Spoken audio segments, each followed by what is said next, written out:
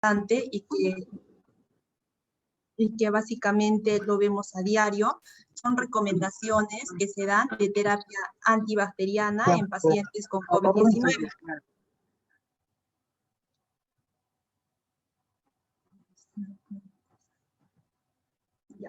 Para ello, el objetivo básicamente de esta exposición va a ser ver las recomendaciones basadas en la evidencia para el uso de terapia antibacteriana en pacientes con COVID-19. Este es un trabajo que se publicó en 2020 de qué recomendaciones se debe dar para iniciar terapia con antibióticos en pacientes que están diagnosticados con COVID-19 y que los tenemos hospitalizados en un centro, o pacientes que vienen de forma ambulatoria. Para ello se hablan de 4 preguntas claves en estos pacientes. La primera, ¿cuál es el riesgo de neumonía bacteriana que tienen estos pacientes con COVID-19? ¿Cuáles son las especies bacterianas causantes de esta sobreinfección bacteriana en pacientes con COVID-19? ¿Cuál es el enfoque óptimo para diagnosticar la neumonía bacteriana en pacientes con COVID-19? ¿Y cuál sería la opción antibiótica empírica que nosotros podemos utilizar en pacientes con probabilidad alta de COVID-19? Con sospecha de neumonía bacteriana. Para ello se habla de 4 definiciones que debemos de saber. Las coinfecciones. ¿Cómo definimos coinfección? Coinfección se define aquella neumonía bacteriana presunta que va a tener un paciente con COVID-19. Es decir, aquella neumonía adquirida en la comunidad, como la llamamos normalmente. Se menciona que el porcentaje de incidencia de las coinfecciones de una neumonía bacteriana con COVID-19 es básicamente un 3% aproximadamente. Ahora, ¿cómo definimos infecciones secundarias? Es aquella neumonía bacteriana después de las 48 a 72 horas después de que el paciente esté hospitalizado, es decir, la denominada neumonía intrahospitalaria. ¿Y esta en qué porcentaje se da? Básicamente en un 15%. Ahora, la otra definición que debemos saber es la alta probabilidad de COVID-19. Esta se define como los signos y síntomas y antecedentes de prevalencia de SARS-CoV-2. ¿no? Y esta puede estar comprobada o diagnosticada mediante una prueba confirmatoria para SARS-CoV-2, que vendría a ser el hisopado, que lo tenemos, o la prueba antigénica. Y el COVID-19 comprobado, como les menciono, es la confirmación de la prueba de SARS-CoV-2. Entonces, de esta diapositiva lo que debemos llevar a casa es que las coinfecciones en un paciente con COVID-19 y una neumonía bacteriana agregada solo se va a dar en un 3% aproximadamente. Y las infecciones secundarias o las infecciones intrahospitalarias que van a tener estos pacientes con COVID-19 se va a dar solo en un 15%. ¿Cuál es el riesgo de neumonía bacteriana en pacientes con probabilidad alta o probada de COVID-19? Como ya les mencioné, esto básicamente se da por una revisión sistemática y un metaanálisis donde ellos encontraron que las coinfecciones bacterianas, es decir, la neumonía bacteriana asociada al COVID-19 solamente se da en un 3.5%, y las infecciones bacterianas secundarias, es decir, la neumonía intrahospitalaria en pacientes hospitalizados por COVID-19, se va a dar solo en un 14.3%. ¿Cuál es la especie de bacterias causantes en pacientes con probabilidad alta o probada de COVID-19 y neumonía bacteriana? Tenemos que saber que los patógenos o los agentes más frecuentes, en el caso tenga una probabilidad alta de sobreinfección bacteriana un paciente con COVID-19, van a ser los mismos que se dan en un paciente que no tenga COVID-19, es decir, en primer puesto el Streptococcus pneumoniae, ¿no? Después ya tenemos los otros agentes como el Staphylococcus aureus, Haemophilus influenzae y las bacterias gram negativas. Dentro de las bacterias gram negativas se ha reportado a dos organismos, el Acinetobacter baumannii y el Enterobacter cloacae. Ahora, también mencionan en este trabajo de que los organismos atípicos, como son el Mycoplasma, el Haemophilus, la Pseudomonas aeruginosa, van a ser en menor frecuencia o la presentación de estas van a ser muy raras en estos pacientes con neumonía COVID y sobreinfección bacteriana. ¿Cuál es el enfoque óptimo para diagnosticar o refutar la neumonía bacteriana en pacientes con probabilidad alta o probada en COVID-19? Básicamente no hay muchos estudios sobre cómo hacer el diagnóstico o refutar la neumonía bacteriana en pacientes con COVID-19.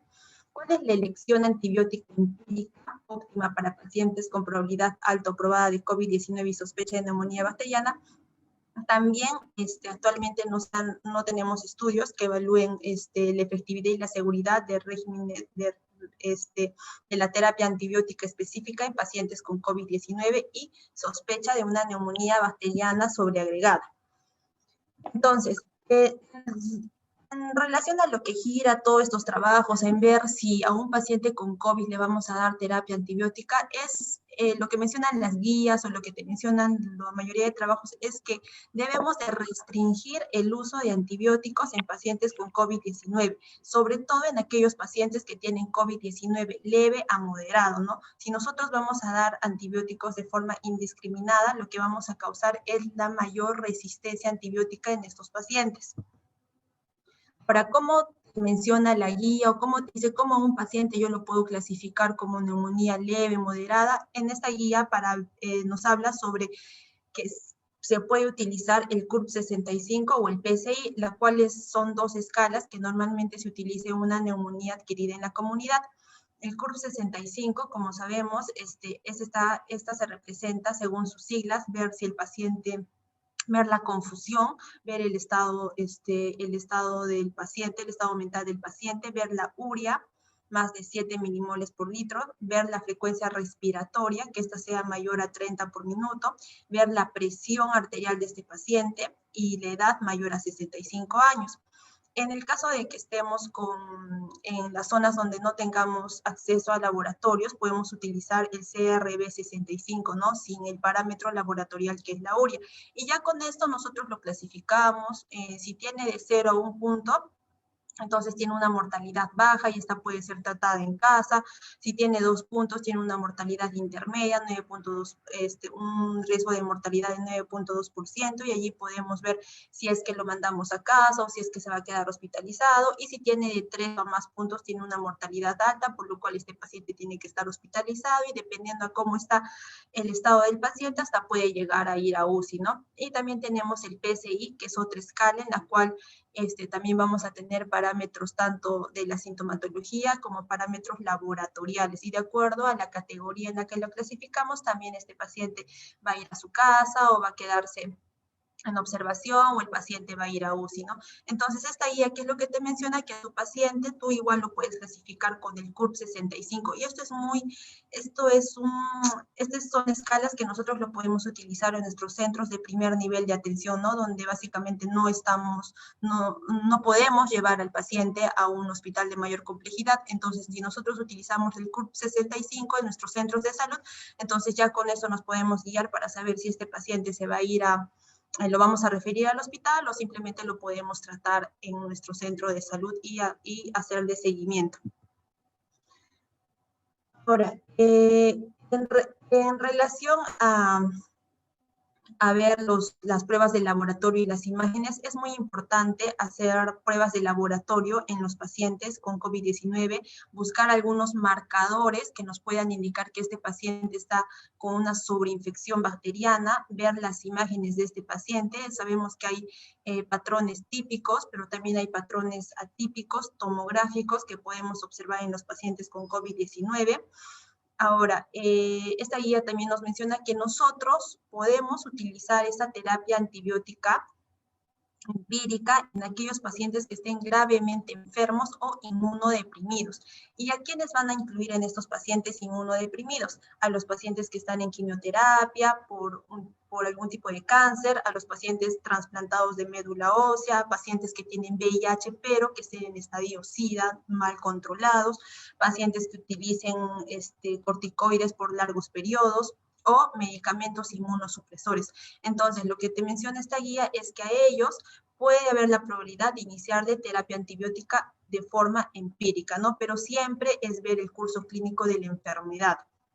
Recordemos que el COVID-19 también te produce leucocitosis. Al inicio de la enfermedad puedes encontrar leucocitosis, los pacientes con COVID-19 también tienen fiebre, fiebres elevadas, entonces con las imágenes ya nosotros podemos ver si estos patrones radiográficos, si todo es el COVID, o puede haber por ahí una neumonía sobreagregada, ¿no? Puede haber un consolidado que sea único con el broncograma aéreo que nos puede hacer pensar que sí, este paciente puede estar coinfectado con una infección sobrebacteriana agregada, ¿no? Pero también recordar que solamente un 3% de los pacientes con COVID-19 van a tener una neumonía bacteriana sobreagregada en el momento de diagnóstico de COVID-19. Ahora, acá tenemos la guía es una recomendación de la guía de sepsis, donde menciona que los pacientes que están en ventilación mecánica puede ser sugerente iniciarle terapia antibiótica, ¿no?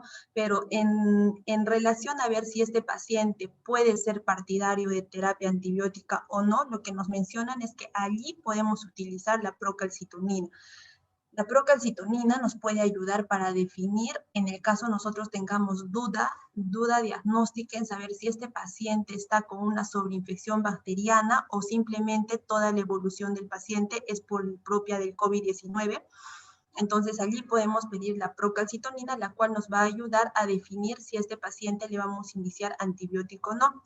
Igual la procalcitonina también nos puede ayudar a ver si es que vamos a suspender la terapia antibiótica o vamos a continuar, ¿no? Esta es una de las pocas enfermedades en la cual se habla sobre la procalcitonina para ver y para iniciar la terapia o para suspender esta terapia antibiótica, ¿no? Recordemos que ya en las guías de neumonía adquirida en la comunidad ya prácticamente ya no se utiliza la procalcitonina para definir esto, ¿no? Lo que es la clínica del paciente, es la sintomatología del paciente, ¿no? El juicio clínico del médico es para iniciar el tratamiento antibiótico. Ahora, en relación a qué pruebas pedir a estos pacientes, menciona que en todos los pacientes con COVID-19 que tengamos sospecha de alguna coinfección bacteriana, lo que debemos de hacer es pedirles los cultivos de esputo. Si un paciente está en la UCI y tiene fiebre, podemos pedir los hemocultivos, pedir prueba de antígeno urinario de legionela, en el caso haya factores epidemiológicos o estemos frente a una neumonía grave. Ahora, para nosotros definir a un paciente que lo tenemos en hospitalización y ver si este paciente es tributario de que vaya a UCI, también existen escalas. Acá tenemos los criterios para definir si este paciente va a UCI o no va a UCI, ¿no? O los criterios para definir una neumonía grave, donde tenemos criterios mayores y criterios menores. Dentro de los criterios mayores tenemos si el paciente está con shock séptico o si básicamente este paciente va a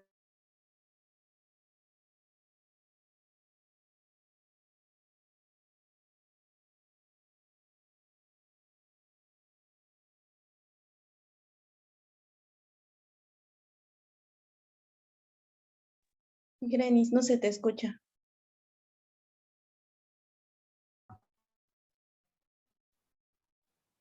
Sí, parece que tuvimos una pequeña dificultad con la doctora Grenis. Aquí estoy, se cortó. Sí, vuelve a compartir la pantalla más, por favor. Pero ¿y ahora dónde me habré quedado? Ahora sí me pueden escuchar. Sí, la oímos. La presentación más la podría volver a compartir, por favor. Sí le estoy compartiendo, ¿se ve? No. Pero, Ahora sí, creo que recién. ya, ahora, ¿dónde me habré quedado? Estamos en los criterios, ya. Creo que en la siguiente. ¿Aquí? Ya. Entonces, ya cuando nosotros tengamos estos pacientes con COVID-19 y veamos que sí ameritan terapia antibiótica, entonces, ¿qué tratamiento antibiótico nosotros le vamos a dar? El tratamiento antibiótico que ellos van a recibir va a ser el que normalmente se da en una neumonía adquirida en la comunidad. Entonces, ¿qué tratamiento tenemos como primera línea si nuestra neumonía es leve y creemos que este paciente está coinfectado? La amoxicilina, 750 miligramos cada 8 horas, o en segunda opción la doxiciclina, 100 miligramos cada 12 horas. ¿No? En relación si la neumonía es severa, podemos utilizar amoxicilina, en esta guía nos refiere a amoxicilina endovenosa, 1 gramo cada 6 horas. Si la neumonía ya es severa, podemos utilizar nuestras cefalosporinas de tercera generación, entre ellas la que más usamos es la ceftriaxona, 2 gramos cada 24 horas. Ahora, en relación a utilizar medicamentos para agentes atípicos como macrólidos, o hacer una doble terapia de ceftriaxona más acitromicina o ceftriaxona más doxiciclina, lo que la guía nos indica es que no es necesario. Como hemos visto, los patógenos más frecuentes en pacientes con coinfección de COVID-19 y una sobreinfección bacteriana, se ha visto que los agentes atípicos es muy raro encontrarlos. Es por eso que la guía te menciona que no es necesario utilizar esta doble terapia.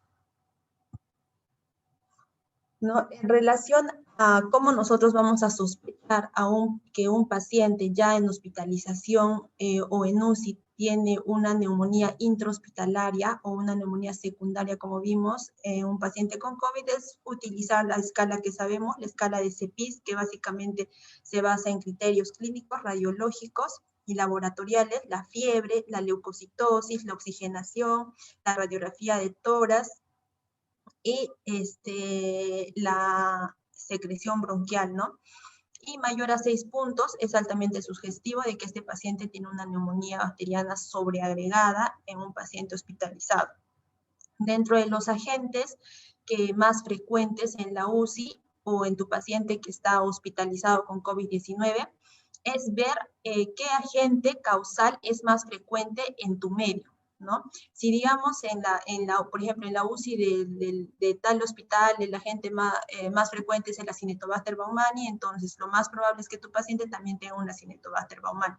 Si es más frecuente el Staphylococcus aureus, entonces lo más probable es que tu paciente tenga un Staphylococcus aureus, entonces nosotros le damos la terapia empírica dirigida al agente causal más frecuente en tu zona de hospitalización. Y ya le pides los cultivos, y si que en tu cultivo sale otro germen, tú desescalas, suspendes tu tratamiento, le das un nuevo tratamiento dirigido al agente encontrado, ¿no?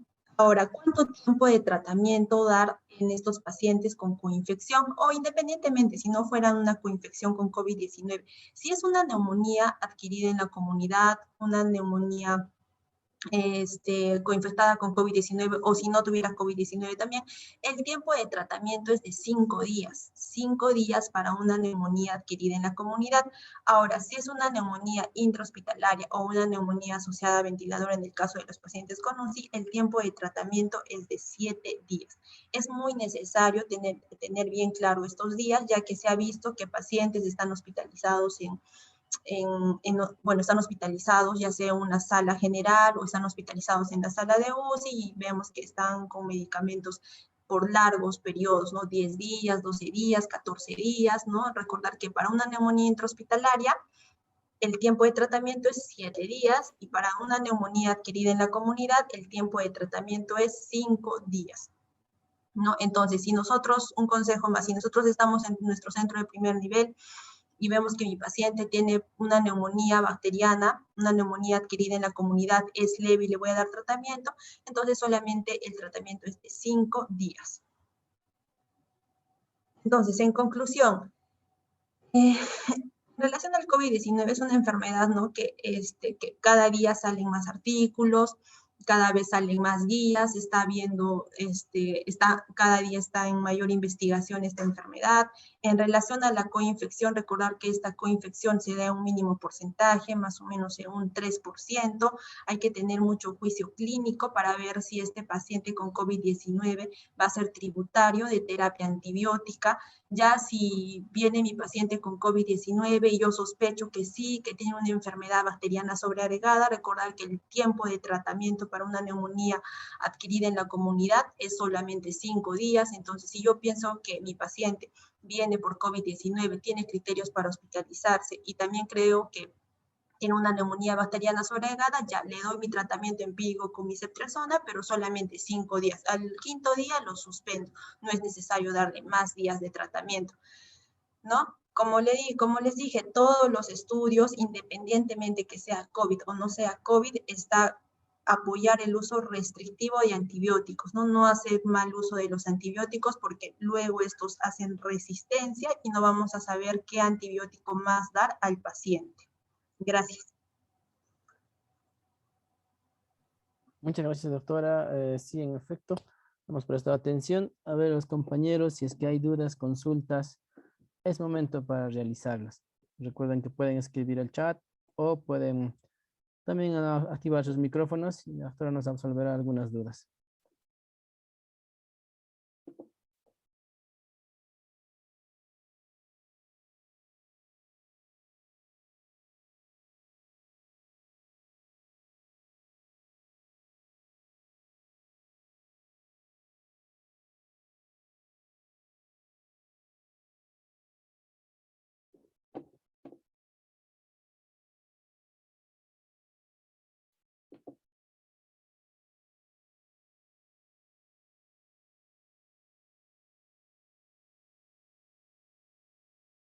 Bien, al parecer no quedaron dudas, doctora Grenis. Muchas gracias por su participación el día de hoy. Esperamos que no sea la primera vez y nos pueda seguir apoyando en futuras capacitaciones, porque sí es importante, ¿no? En estas épocas que estamos afrontando aún. Muchas gracias.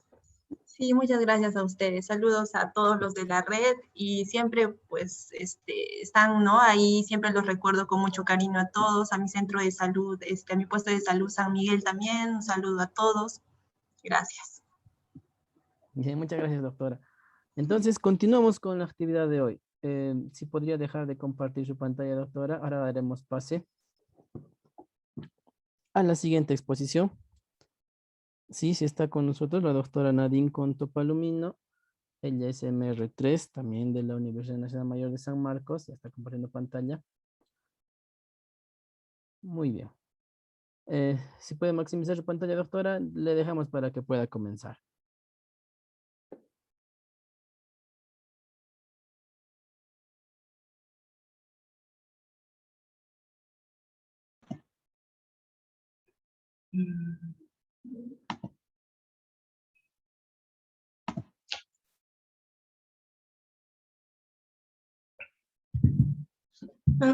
Buenas tardes a todos. El día de hoy voy a exponer atención de pacientes pediátricos críticos en emergencia. Soy residente del tercer año de pediatría del Hospital Arro Obispo Loaiza y muy feliz de comenzar de dar esta capacitación al personal que está escuchando. Bueno, el objetivo de esta capacitación es el manejo del paciente crítico pediátrico, tanto en el primer y segundo nivel de atención para disminuir la mortalidad de este grupo etario. Ya. He hecho una revisión sobre la guía de soporte vital avanzado pediátrico, en el cual nos habla de la evaluación del triángulo pediátrico en pacientes de emergencia. Este triángulo de evaluación pediátrica se tiene que hacer a todos los pacientes que llegan a la emergencia. ¿En qué consiste esta evaluación? En triaje. Va a incluir a 3 parámetros importantes, que es la apariencia, esfuerzo respiratorio y circulación, en ese orden. La apariencia, más que todo nos da información de cómo es que se ve el paciente, ni bien llega a la emergencia. El esfuerzo respiratorio, el nivel de distrés respiratorio que presenta y la circulación va a evaluar varios parámetros que nos va a orientar hacia la función sistémica que está teniendo, ¿no? ¿Para qué hacemos esta evaluación del triángulo pediátrico? Porque es una forma sencilla de iniciar la valoración de un niño y también nos orienta hacia el origen fisiopatológico que pueda tener este menor, ya que nos ayuda a clasificar a todo paciente que llega a emergencia. Entonces, nuestros niños llegan hacia el triaje y del triaje nosotros tenemos que derivar hacia los diferentes sitios. Por ejemplo, si tenemos un paciente de prioridad 1, se debería mandar a trauma shock y hacerle una evaluación, diagnóstico y tratamiento inmediato. Si tenemos a un paciente que tiene prioridad 2 y 3, en prioridad 2, lo podríamos mandar a observación para ver cómo evoluciona, y esta observación no tiene que durar más de 12 horas para ver si al final lo vamos a mandar de alta, va a hospitalizarse o se va a referir. Y si este niño tiene prioridad 2 a 3,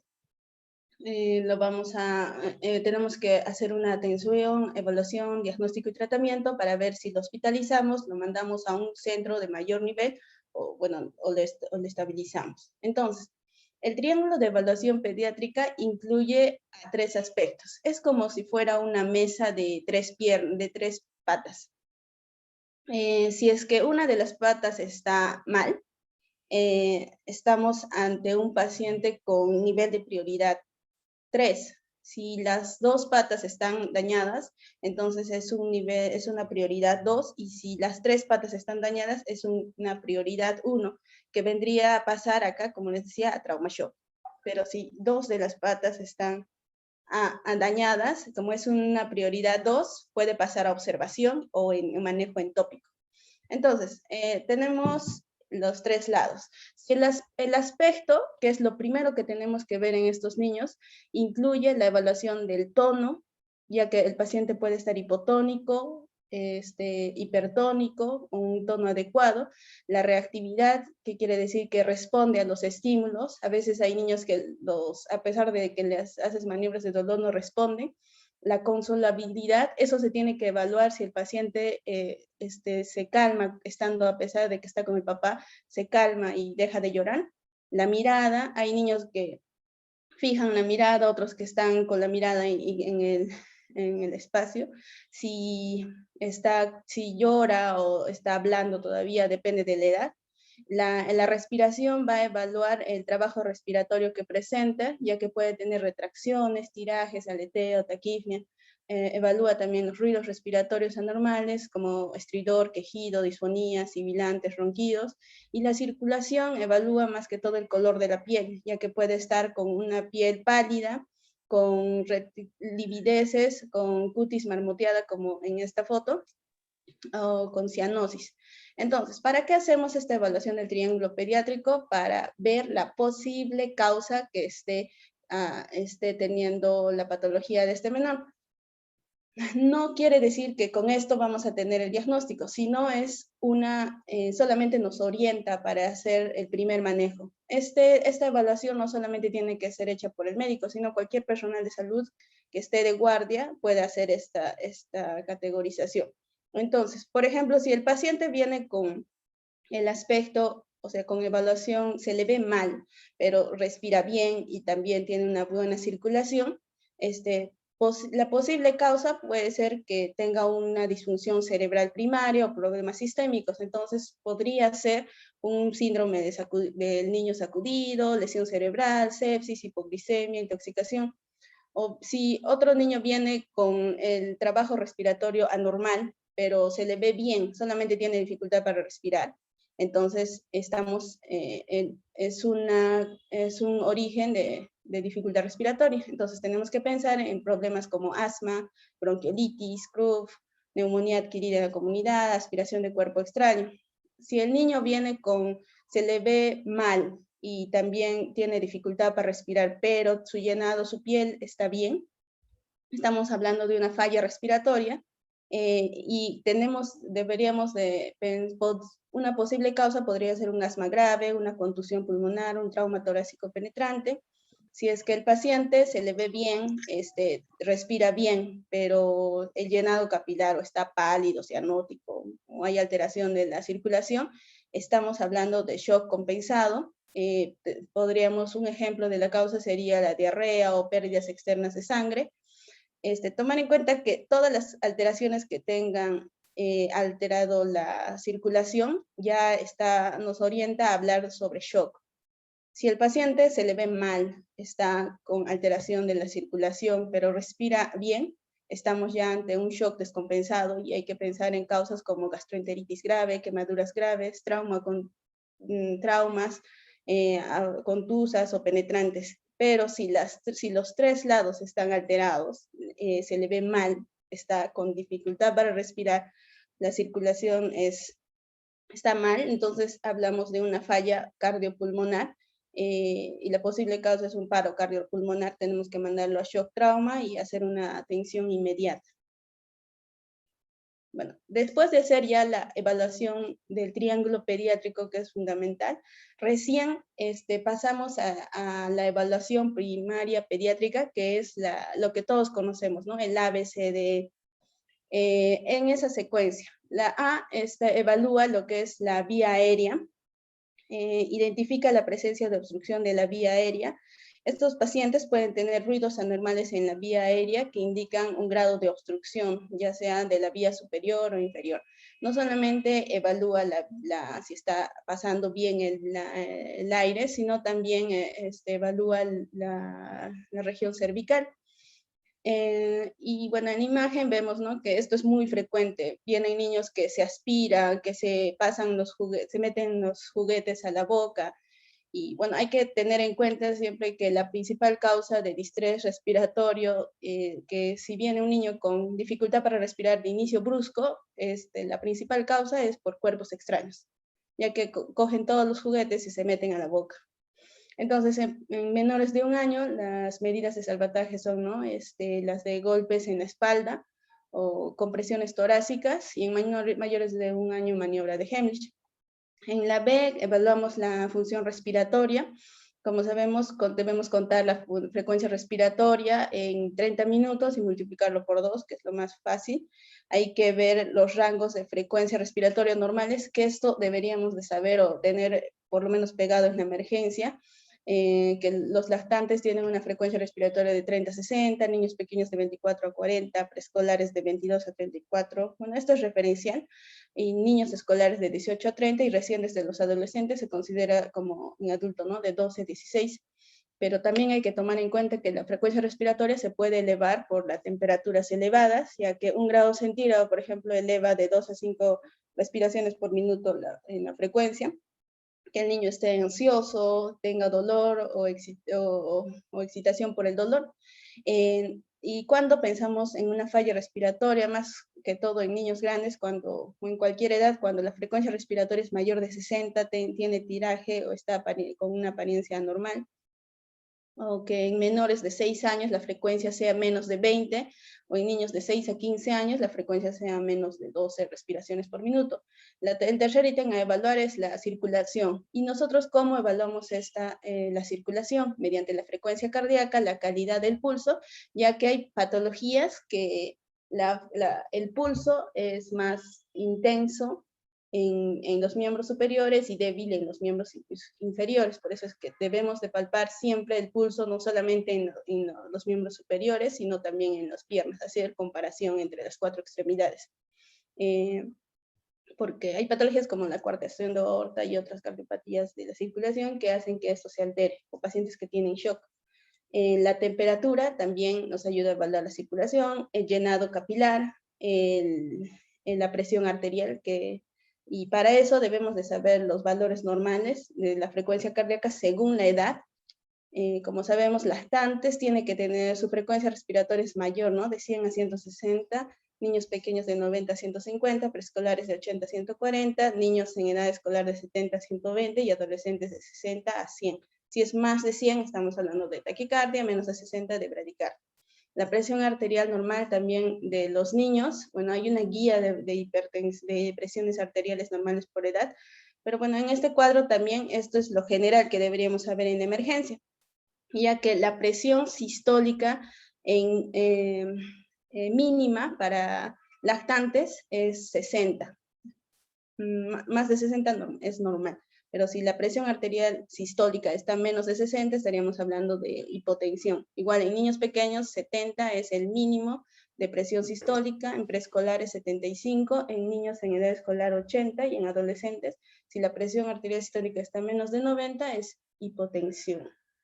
Y todo esto también nos ayuda para hacer el diagnóstico, ¿no?, de tipos que esté con shock. Como les decía, en el triángulo de evaluación pediátrica, si hay alteración de la circulación, ya nos está orientando hacia un tipo de shock, ya sea compensado o descompensado.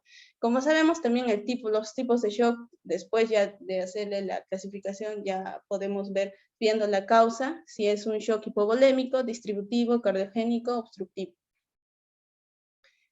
Ahora, en la evaluación es una evaluación del sistema nervioso central. Generalmente los hospitales utilizan la escala de Glasgow, pero una escala tal vez más fácil, más rápida que utilizamos en los hospitales pediátricos es la escala ABDI, que evalúa si el paciente está alerta al ambiente normal, o sea, interacciona con todo, interacciona con el personal, si responde órdenes simples o estímulos auditivos, el verbal, AFDI, por eso viene de A de alerta, B de verbal, D de doloroso y bueno, en realidad debería ser una N. Verbal es órdenes simples, responde a órdenes simples o estímulos auditivos. En D es si responde a estímulos dolorosos y si no responde es la I. Entonces, según esto, si, digamos, la víctima está despierta hablando con nosotros, se le categoriza como categoría A, porque está alerta. Pero pues, si está dormida, pero sí responde si el paciente no está completamente despierto, pero sí responde a la voz, estaríamos en una categoría B. Y si responde solo al estímulo, está dormido, pero responde al estímulo doloroso, es una categoría D. Y si no responde, es una categoría N, ¿no? O I. Entonces, esto más que todo es una forma rápida y sencilla de hacer la clasificación neurológica en un paciente que llega a emergencia. La E es el retiro de ropa. A todos los pacientes se le debería observar cuidadosamente todo, ¿no? Se le hace lectoscopía. O sea, a veces nosotros por facilidad, tal vez a los pacientes vemos, tiene dificultad respiratoria, solo le auscultamos, evaluamos la parte respiratoria, pero no vemos lo demás. Pero en realidad deberíamos de quitarle la ropa, evaluar por lo menos el dorso, las piernas a todos los niños, para hacer una evaluación cuidadosa, porque podría estar enmascarando cualquier otra cosa, ¿no? Y también siempre tener cuidado con evitar las pérdidas rápidas de calor, más que todo en niños pequeños y lactantes. Entonces, la evaluación pediátrica está incluyendo a los 5 parámetros: vía aérea, ventilación, circulación neurológico y exposición. ¿Qué buscamos en la vía aérea? Estridor, sibilantes, respiraciones ruidosas, si hay objetos extraños. ¿Y qué acciones deberíamos tomar en estos pacientes? Lo primero, posicionar la cabeza o utilizar dispositivos para la vía aérea para que pueda pasar el aire, o también si está lleno de leche o secreción de saliva, aspirar las secreciones, ¿no? Si hay en la B, vemos la respiración, debemos de ver respiración, frecuencia respiratoria, auscultarlo, ver si hay dificultad respiratoria, utilizamos bueno, la oximetría de pulso, si hay ventilador, capnografía, y para eso, ¿qué acciones o maniobras se le realiza? Utilizamos dispositivos de oxígeno, ya sea ventilación con bolsa, solo cánula binasal, mascarilla, intubación. Si está con dificultad respiratoria secundaria al neumotórax, entonces drenar colocación de un drenaje para el neumotórax. En la evaluación de circulación, ¿qué buscamos? La frecuencia, el pulso, llenado capilar, presión arterial, coloración, temperatura de la piel, y qué acciones o maniobras realizamos. Si es que está con un paro, pues está taquicárdico, tal vez desfibriladores, terapia eléctrica, tratamiento con antiarrítmicos, puede ser adenosina, colocación de acceso vascular, infusión de líquidos, es que no, dependiendo, ¿no? de en qué caso estaremos. En la D, ¿qué buscamos? Bueno, utilizamos la escala de AFDI, reacción pupilar, debemos de buscar evaluación del tono, movimientos anormales, y qué acciones realizamos según aseguramos a todos los pacientes con trastorno neurológico, asegurar primero la vía aérea, tratamiento de la crisis convulsiva si es que presenta, administración de glucosa, porque puede haber muchos pacientes que tienen alteración del sensorio por la hipoglicemia. Y en la E, ¿qué buscamos? Lesiones aparentes, también temperatura, ¿Qué maniobras hacemos? Exposición completa, ¿no? A sacarle toda la ropa, control de la hemorragia si es que tiene, o estabilización de la fractura si es que tiene.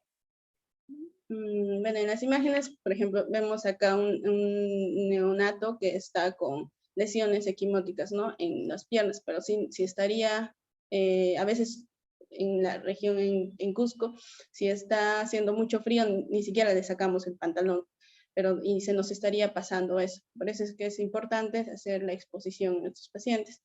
Bueno, y si ya hemos estabilizado al paciente, ya hemos hecho todo, ya le hemos puesto vía, ya le hemos puesto oxígeno, ya está estable el paciente, recién pasamos a la evaluación secundaria.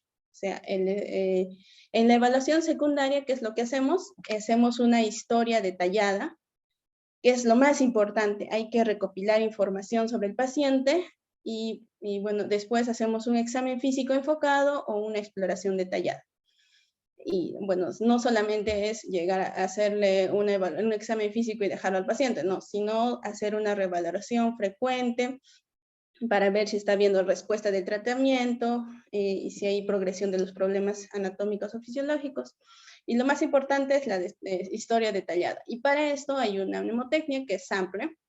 ¿Qué es lo que debemos preguntar en una historia de emergencia? Siempre preguntar cuáles son los samples, una mnemotecnia que viene de signos y síntomas, alergias, medicamentos, antecedentes médicos, y bueno, lo última, toma oral de alimentos y líquidos, y eventos relacionados a la enfermedad, lesiones o ambas. Sample. Signos y síntomas, ¿cuáles son los síntomas desde que entran, ¿no? Desde el inicio, si ha presentado dolor, fiebre, signos de dificultad, y ver siempre correlacionando con la edad. Si es que el paciente tiene alergias, reacciones conocidas, hay que preguntar siempre si hay alergias. Medicamentos, si es que ha tomado medicamentos, qué medicamento, cuánto de dosis del medicamento, a qué hora ha sido la toma de la última dosis, o cuánto de dosis ha tenido, los antecedentes médicos, pues en niños pequeños, por ejemplo, los antecedentes durante el embarazo, cómo ha sido el trabajo de parto, cómo ha sido el nacimiento, si ha tenido dificultades, si ha hospitalizado, si ha ido de alta con la mamá ni bien ha nacido, enfermedades o lesiones previas, inmunizaciones. Esto es importante, por lo menos para el tratamiento antibiótico. A todos se les debe de preguntar si ha recibido, siempre pedirles su carnet de vacunación, ya que hay niños, por ejemplo, es diferente manejar una neumonía en niños que han tenido todas sus vacunas y en niños que no han tenido sus vacunas, porque hay que pensar en diferentes gérmenes, y según eso también, si es que ha recibido, por ejemplo, todas sus vacunas, va a recibir medicamentos menos fuertes, ¿no? Por ejemplo, ahí podríamos utilizar penicilina, hasta con amoxicilina se podría curar la neumonía. Pero si es que el niño no ha recibido sus vacunas, ya estaremos pensando en otros gérmenes que son más resistentes, ¿no? Entonces ya comenzaríamos, por ejemplo, con ellos con una ceftriaxona. Por eso es importante el carnet de vacunación, bueno, las inmunizaciones. La última toma oral de los alimentos o líquidos también es importante. El horario de la última toma de alimento líquido, incluido el biberón y la lactancia. Si ha habido eventos relacionados a la enfermedad o lesiones o ambas, ¿no?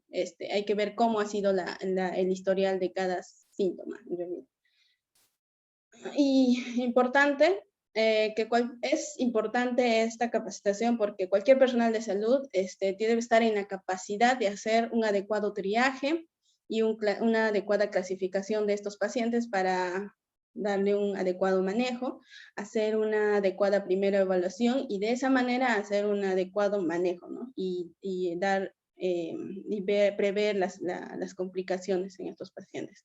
Y un comentario final es que es importante seguir, como decía, una secuencia.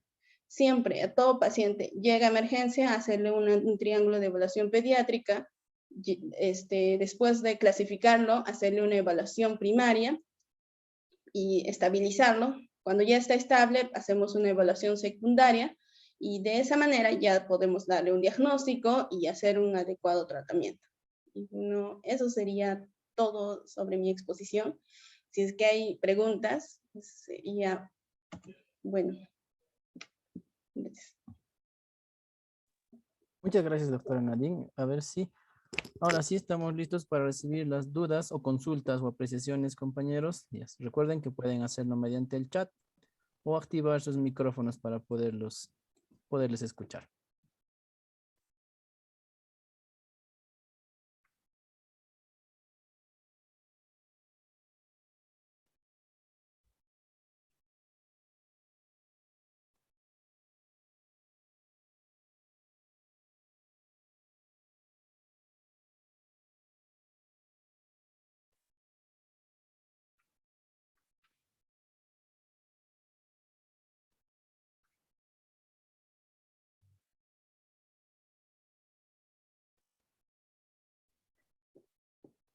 Bien, parece que no hay dudas, está bastante claro. Muchas gracias, doctora Nadine, por la capacitación del día de hoy. Esperamos que en próximas oportunidades nos pueda seguir dando ese soporte que requerimos, ¿no? En todas las atenciones por emergencia. Qué importante fue el refrescamiento del día de hoy. Gracias, doctora. Gracias. Gracias, chicos, a todos. Bien, continuamos entonces con la actividad de hoy. Esta vez daremos pase. A ver, doctora Nadine, por favor, si deja de compartir pantalla quizá para dar pase a la última participación, última exposición del día de hoy. Estamos también con el doctor Eder Kuromamani, MR3 también, de traumatología, para que pueda compartir su pantalla y pueda ir probando el audio, por favor.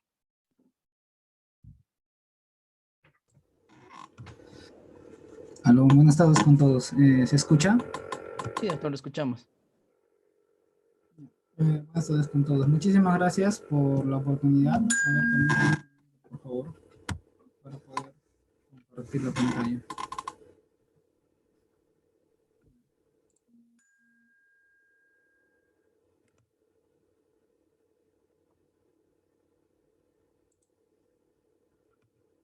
Ya, ¿se puede ver? Sí, doctor, solo sería de ampliar su pantalla y puede comenzar con la exposición. Ya. Bueno, ante todo, muy buenas tardes con todos los presentes. Gracias por esta oportunidad también para poder exponer estos temas, ¿no? Que son parte de lo que son emergencias. Y bueno, como ya me presentaron, soy el doctor Eder Martín Kuromamani, soy residente de tercer año de ortopedia y traumatología. Actualmente estoy trabajando en el Hospital Nacional Arzobispo Loaiza. Ya, bueno, el tema que vamos a tratar el día de hoy es el síndrome compartimental agudo, ya que este es una de las principales emergencias dentro de lo que es parte de traumatología. Las emergencias no son tan frecuentes, por decirlo de esa manera, como en los casos de medicina interna o de pediatría, quizás, en donde sí hay una mayor variedad de diagnósticos que sí son catalogados como emergencias. Sin embargo, en la parte traumatológica tenemos, de las emergencias que tenemos nosotros, son muy importantes, y si no se llegan a tratar a tiempo, porque avanzan en cuestiones de horas, por decirlo de esa manera, ya las consecuencias pueden ser catastróficas. Este diagnóstico que tenemos acá, que es el síndrome compartimental agudo, es uno de ellos.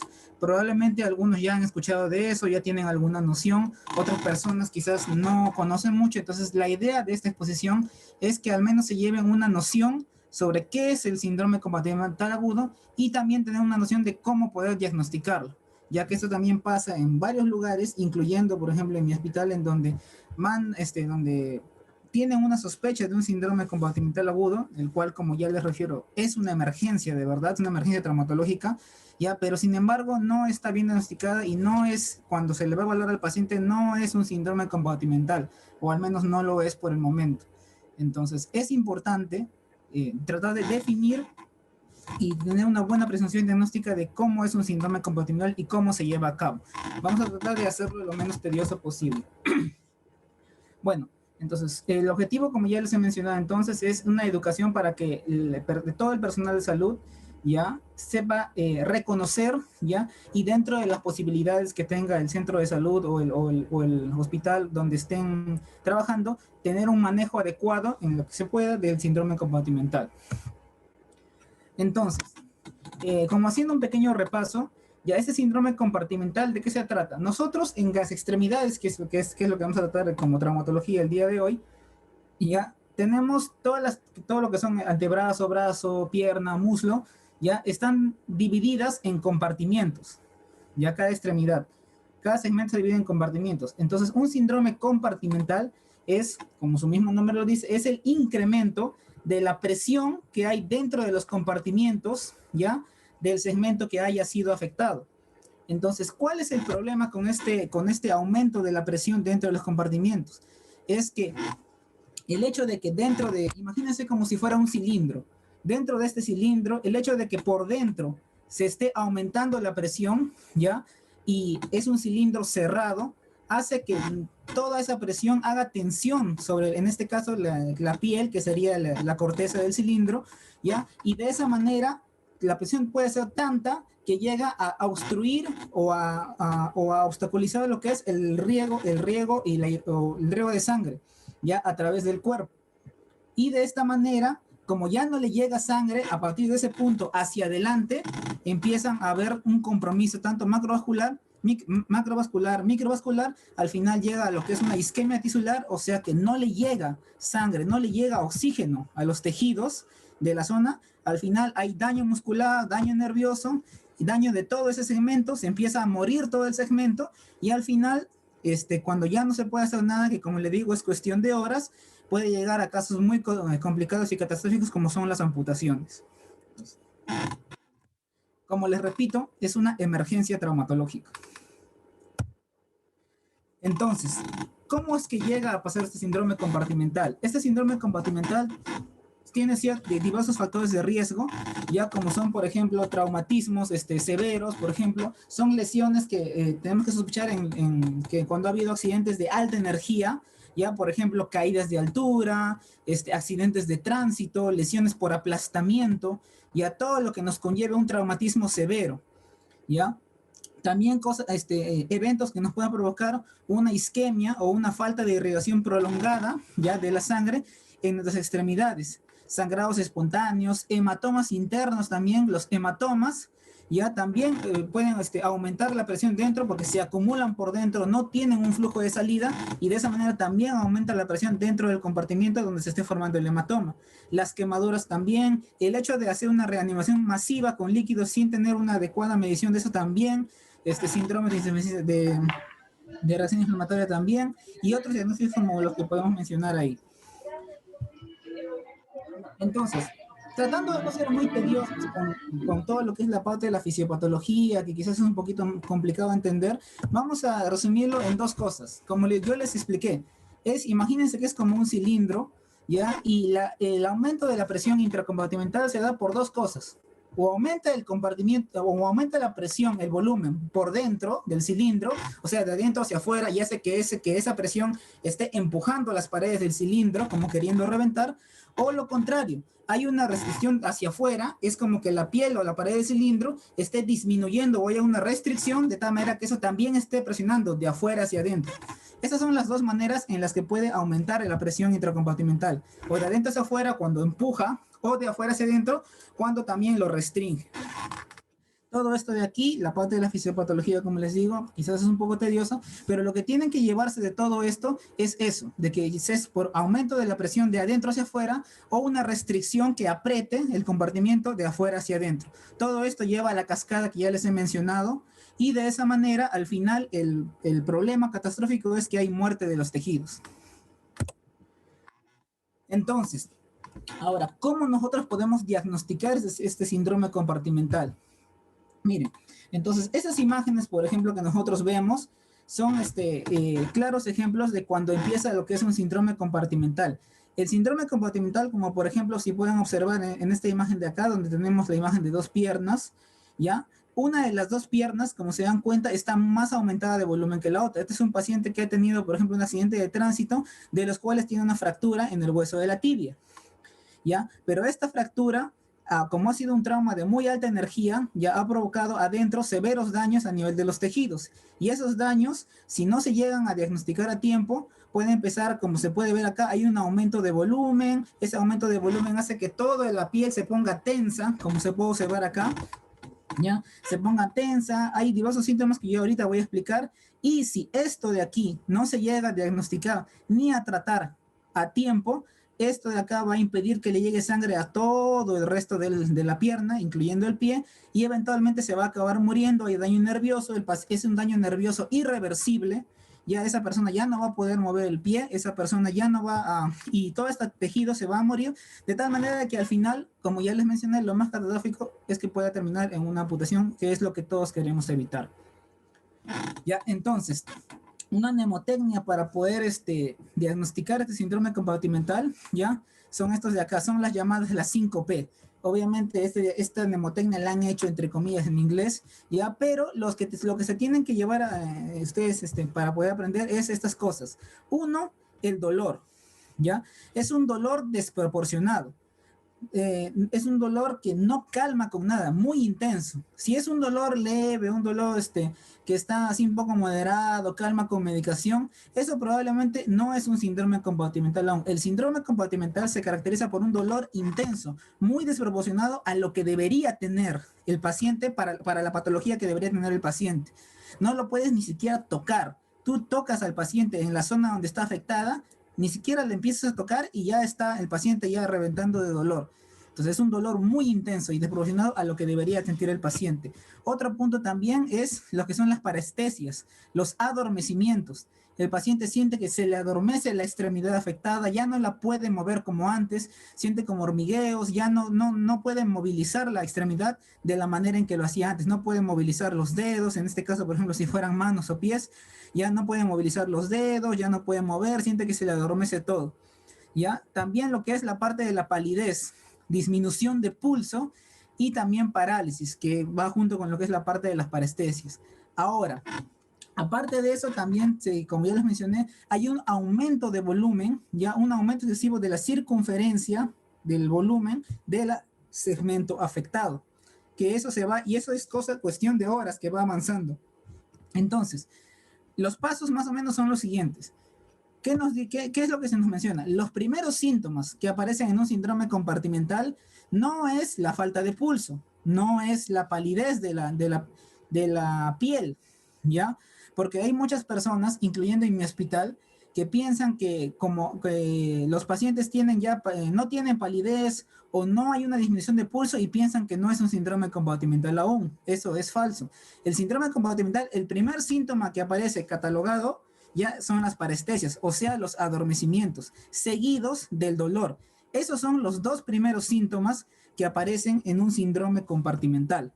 Entonces, como les repito, tienen que tener en cuenta bastante eso. Si un paciente, sea niño, joven o adulto, llega a sus respectivos centros de salud con una fractura, un accidente de alta energía, sea una lesión por aplastamiento, accidente de tránsito, fracturas, etcétera, y empieza a tener durante las siguientes horas un aumento de dolor que es muy brusco, muy intenso, desproporcionado a lo que una persona normalmente debería sentir por el accidente, no calma con ningún tipo de medicamentos. Entonces, eso de ahí empiezan a sospechar, y aparte de que no empieza a sentir como adormecimiento en la zona afectada, y ya empieza a dejar de moverla, sospechen de un síndrome compartimental a partir de ahí.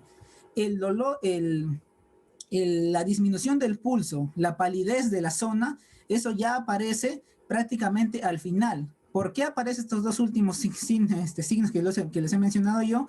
Porque cuando ya ha habido un daño, el síndrome es un daño un poco más irreversible, ya no está llegando la irrigación, y por ende ahí es donde empieza a haber disminución de pulso, porque ya no le llega sangre, no le llegan los pulsos a las zonas distales, y como ya no le llega sangre, toda esa zona empieza a ponerse pálida.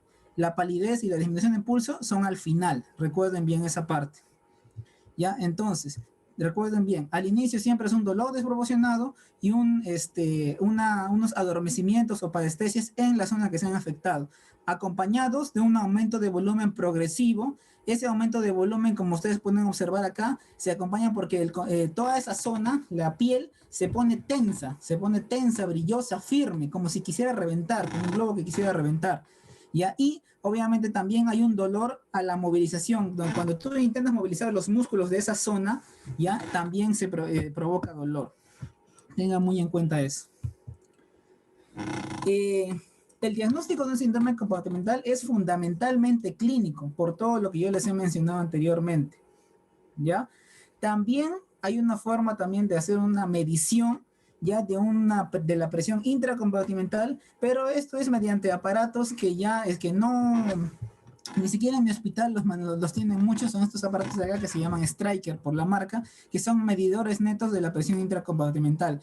¿Se puede fabricar? Sí, se puede fabricar de esta manera con lo que es un manómetro de mercurio, jeringas, etcétera, pero el hecho de tener esto de acá no es algo muy común, sobre todo en lo que es primer nivel, segundo nivel, ni siquiera a veces en los hospitales. Nosotros más que todo nos guiamos por un síndrome compartimental, por un diagnóstico clínico, de acuerdo a cómo vaya evolucionando, y es meritorio que se tenga que evaluar al paciente muy constantemente cuando de verdad se tiene una sospecha de síndrome compartimental.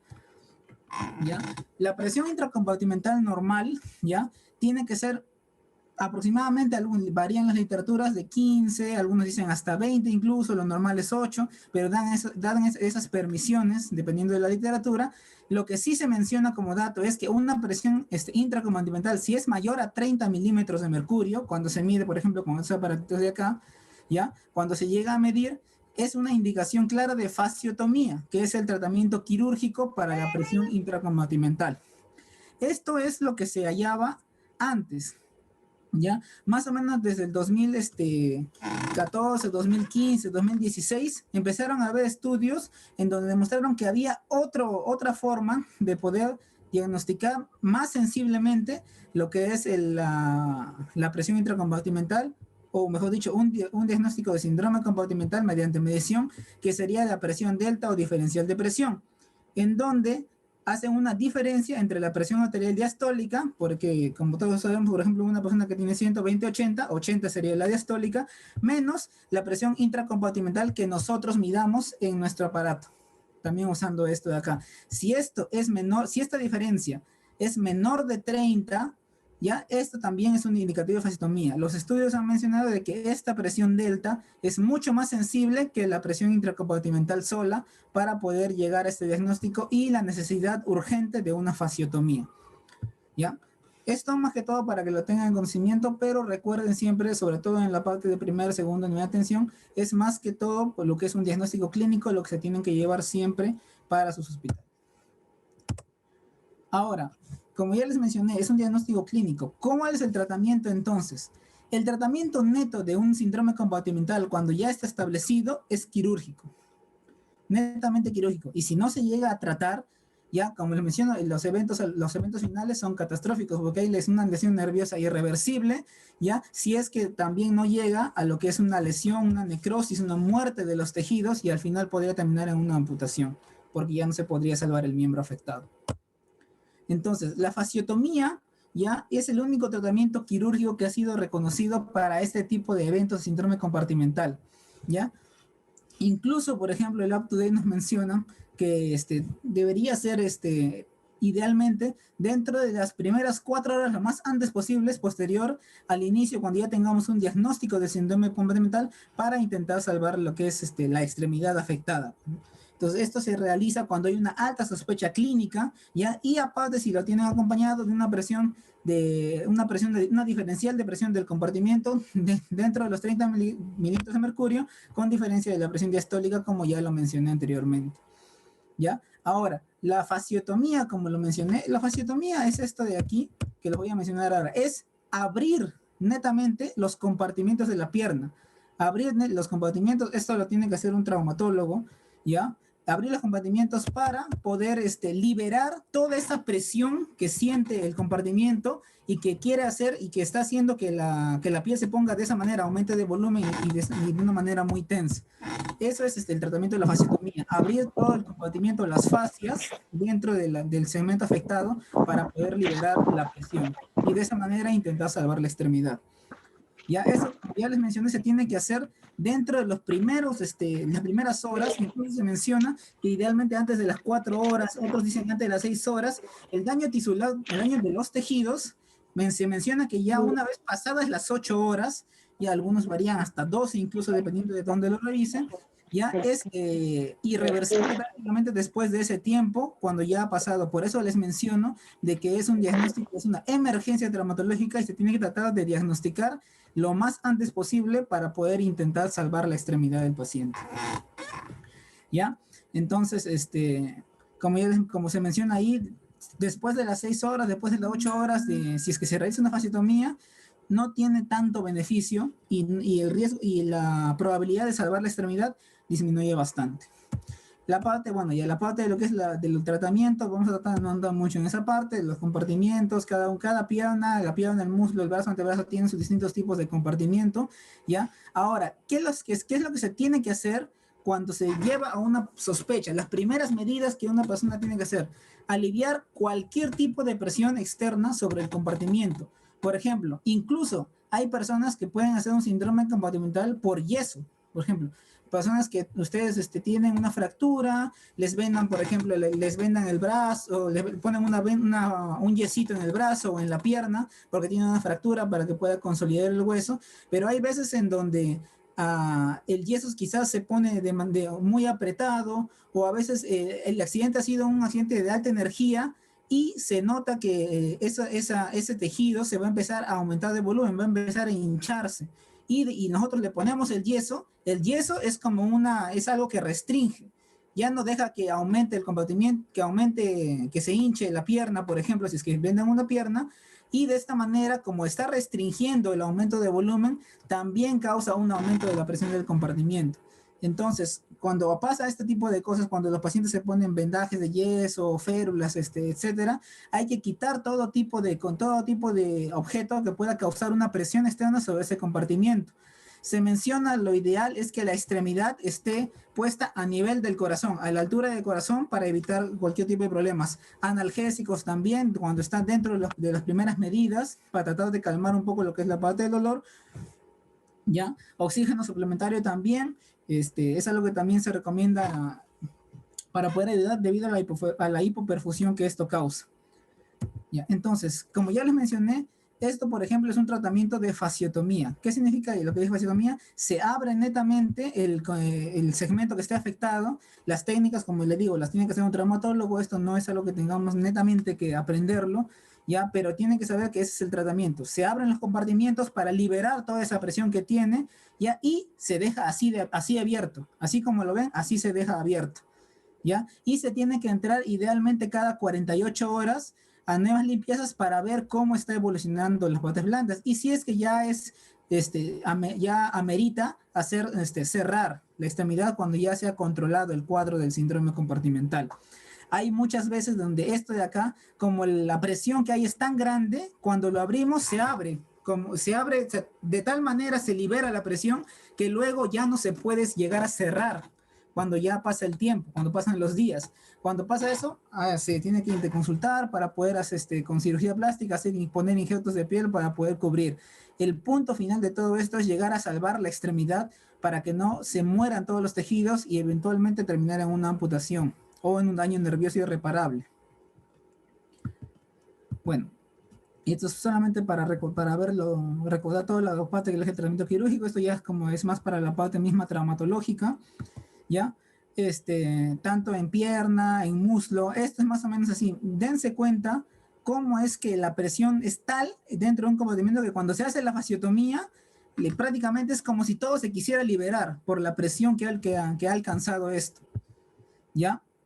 Y bueno, al final, este tipo de pacientes, cuando entran a fasciotomía dentro de las primeras horas, la probabilidad de salvar la extremidad aumenta bastante en comparación de que una persona que ya tuvo 3, 4, 5 días, por ejemplo, con un síndrome compartimental, el cual no ha sido tratado a tiempo.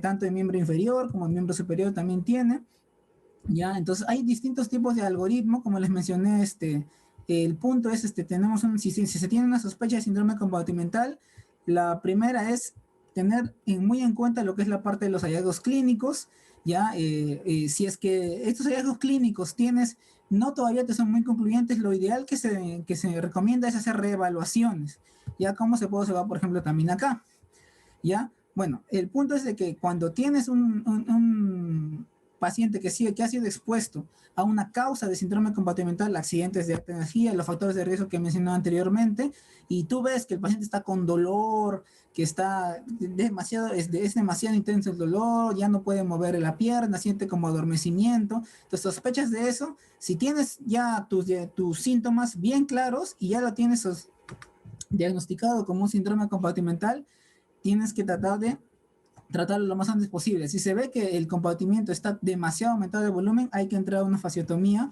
ya de emergencia para intentar salvar la extremidad. Si tus sospechas son bajas, tienes que hacer reevaluaciones. Idealmente se recomienda cada 30 minutos. Reevaluaciones clínicas cada 30 minutos para ver si la condición empeora o si la condición mejora. Y de acuerdo a eso, se va viendo la necesidad, si es que va a meritar o no va a meritar un tratamiento de fasciotomía.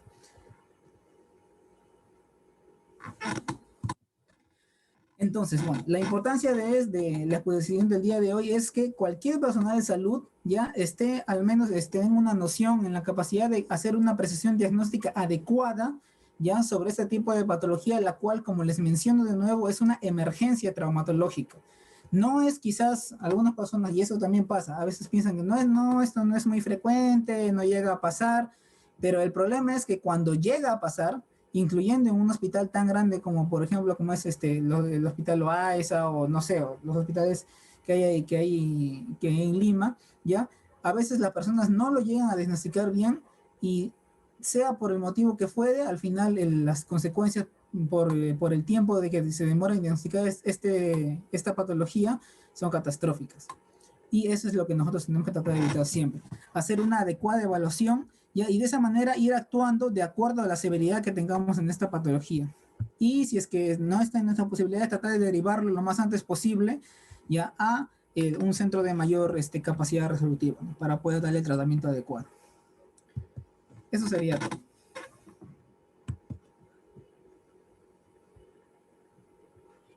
Bien, muchas gracias, doctor Eder. Bueno, en este momento, para si es que tenemos algunas dudas, consultas, compañeros, una vez más, recordarles, podemos escribir al chat o también podemos activar nuestros micrófonos.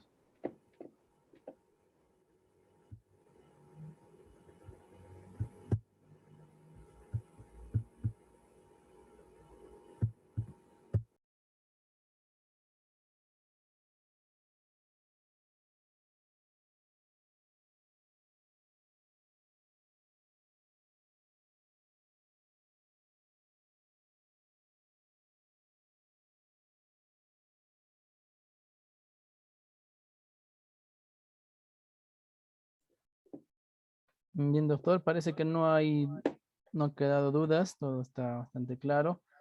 Más bien desde de antemano agradecerle por la participación de hoy y podernos darnos estos tips para poder prevenir en la atención de emergencias en nuestros centros de salud. Muchas gracias, doctor Eder. En la parte final.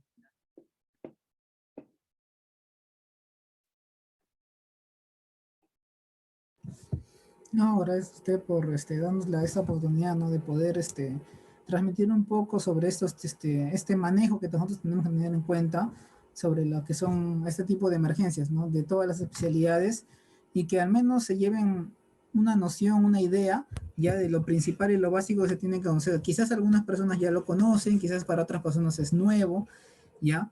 Pero el punto es de que siempre tenemos que tratar de recordar este tipo de diagnósticos, porque las emergencias pueden pasar en cualquier lugar, en cualquier momento. Las emergencias nunca van a respetar que tiene que ser netamente en un hospital o netamente en un centro de salud para poder pasar. Entonces tenemos que tratar siempre de diagnosticarlas y tratar de, frente a eso, tener un manejo adecuado. Gracias por la oportunidad.